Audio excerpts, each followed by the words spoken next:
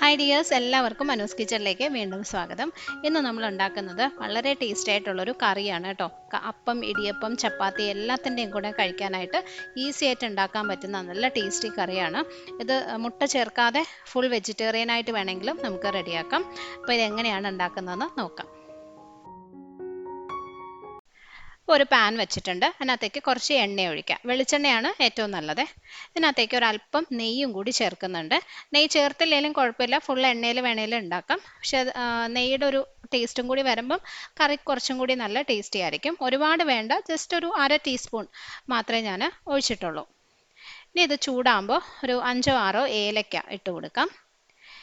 ഇനി ഇതിനകത്തേക്ക് 2 വലിയ സവോള ചെറുതായിട്ട് അരിഞ്ഞത്, ഒരു 1/2 ടീസ്പൂണോളം ഇഞ്ചി വെളുത്തുള്ളി, പിന്നെ എരിവിന് ആവശ്യത്തിന് പച്ചമുളകും കൂടി ഇടാം. ഞാനൊരു 3 എണ്ണം എടുത്തിട്ടുണ്ട്.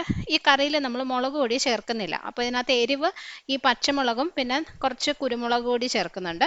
അത് രണ്ടുമാണ്. അപ്പോൾ നിങ്ങൾക്ക് എത്രത്തോളം കറി സ്പൈസി ആയിരിക്കണം അതിനനുസരിച്ച് പച്ചമുളക് ചേർക്കാം. അപ്പോൾ നന്നായിട്ട് വഴറ്റി കൊടുക്കാം. സവോള ചെറുതായിട്ടൊന്ന് നിറം മാറണം. പിന്നെ ഇഞ്ചിയുടെയും വെളുത്തുള്ളിയുടെയും പച്ചപ്പൊക്കെ ഒന്ന് മാറുകയും വേണം. ഇപ്പോൾ കണ്ടോ, സവോള ചെറുതായിട്ട് നിറം മാറിയിട്ടുണ്ട്. ഇത്രയും മതി, ഒത്തിരി അങ്ങ് ബ്രൗൺ ആവേണ്ട ആവശ്യമില്ല. ഇനി പൊടികൾ ചേർക്കാം.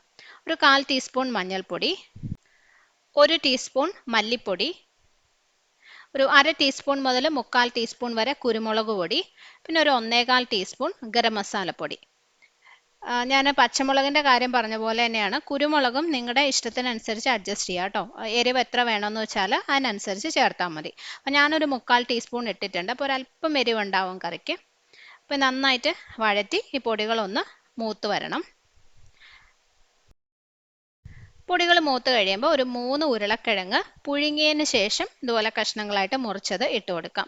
ഉരുളക്കിഴങ്ങ് പുഴുങ്ങാതെയും ഈ കറി ഉണ്ടാക്കാം, പക്ഷേ പുഴുങ്ങി ചേർത്ത് കഴിഞ്ഞാൽ കൂടുതൽ ടേസ്റ്റി ആയിരിക്കും. അതുപോലെ കറി നന്നായിട്ട് കുറുകി കിട്ടുകയും ചെയ്യും. അപ്പോൾ എപ്പോഴും പുഴുങ്ങി ചേർക്കുന്നതാണ് കൂടുതൽ നല്ലത്. ജസ്റ്റ് ഒരു 3 ഉരുളക്കിഴങ്ങ് എടുത്ത് കുക്കറിലിട്ട് ഒരു 2 വിസിൽ വേവിച്ചാൽ മതി കേട്ടോ. ഇതെല്ലാം കൂടി നന്നായിട്ട് മിക്സ് ചെയ്തെടുക്കാം. ഇനി ഇതിനകത്തേക്ക് നമുക്ക് ആവശ്യത്തിനുള്ള വെള്ളം ഒഴിച്ചു കൊടുക്കാം. ഞാനൊരു ഏകദേശം ഒരു 1.5 കപ്പ് വെള്ളം ഒഴിക്കുന്നുണ്ട്.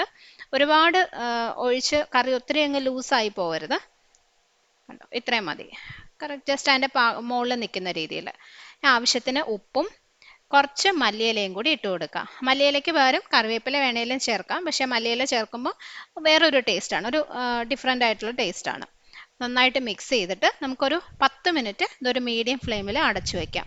ഈ ഉരുളക്കിഴങ്ങിലോട്ട് മസാലയൊക്കെ നല്ലോണം പിടിക്കണം. കറി കുറച്ചൊന്ന് വറ്റി വരുകയും വേണം.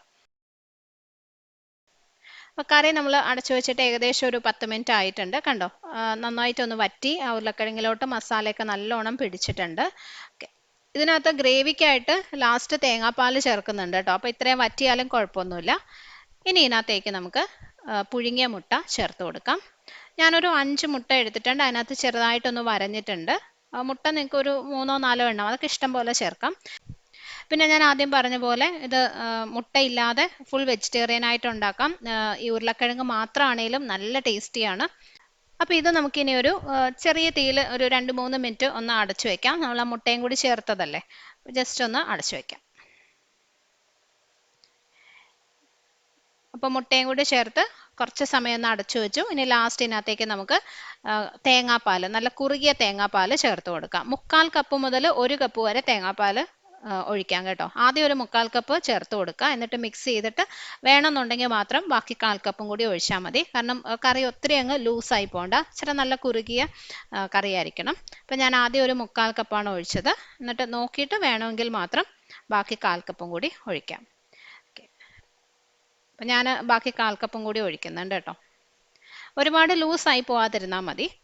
കാരണം കുറച്ച് സമയം ഇരിക്കുമ്പോൾ ഒരല്പം കൂടി കറി കുറുകും. അപ്പത്തിനും ചപ്പാത്തിക്കൊക്കെ ആകുമ്പോൾ കുറച്ച് ഗ്രേവി വേണമല്ലോ. പിന്നെ ലാസ്റ്റ് ഇതിനകത്തേക്ക് ഒരു ടീസ്പൂൺ ഗരം മസാലപ്പൊടിയും കുറച്ച് മല്ലിയില അരിഞ്ഞതും കൂടി ഇട്ട് കൊടുക്കുക. അവസാനം നമ്മൾ ഈ ഗരം മസാലപ്പൊടിയും മല്ലിയിലയും കൂടി ചേർത്തൊന്ന് മിക്സ് ചെയ്തെടുക്കുമ്പോൾ നല്ലൊരു ഫ്ലേവറാണ്. ഇനി ഇത് നന്നായിട്ടൊന്ന് മിക്സ് ചെയ്തെടുത്താൽ മതി. കുറുകിയ തേങ്ങാപ്പാൽ ചേർത്ത് കഴിഞ്ഞാൽ പിന്നെ കറി തിളപ്പിക്കരുത്, ജസ്റ്റ് ഒന്ന് ചൂടായാൽ മതി. ഇപ്പോൾ ഇതിന് ആവി ഒന്ന് വന്നിട്ടുണ്ട്, ഇത്രയും മതി. നമുക്ക് സ്റ്റവ് ഓഫ് ചെയ്യാം. ഇത്രയേ ഉള്ളൂ, നല്ല അടിപൊളി കറി റെഡി ആയിട്ടുണ്ട്.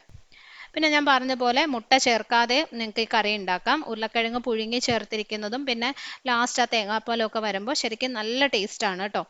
മുട്ട ചേർക്കുന്നതുകൊണ്ട് ശരിക്കും കറിയുടെ ടേസ്റ്റ് കൂടുന്നൊന്നുമില്ല. ഉരുളക്കിഴങ്ങിൻ്റെ തേങ്ങാപ്പാലിൻ്റെ ഒക്കെ ഒരു ടേസ്റ്റാണ് കൂടുതലായിട്ടും വരുന്നത്.